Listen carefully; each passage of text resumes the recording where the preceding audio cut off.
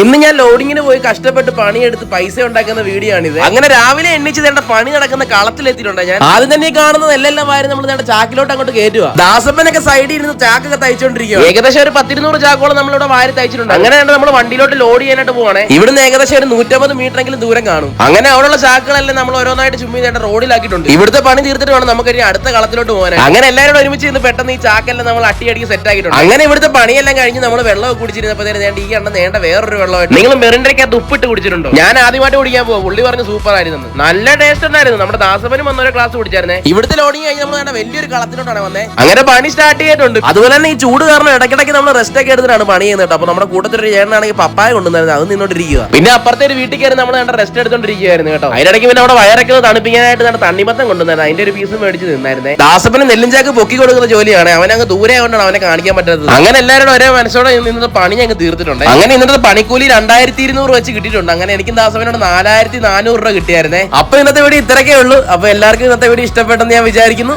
അപ്പൊ ശരി എന്നാ.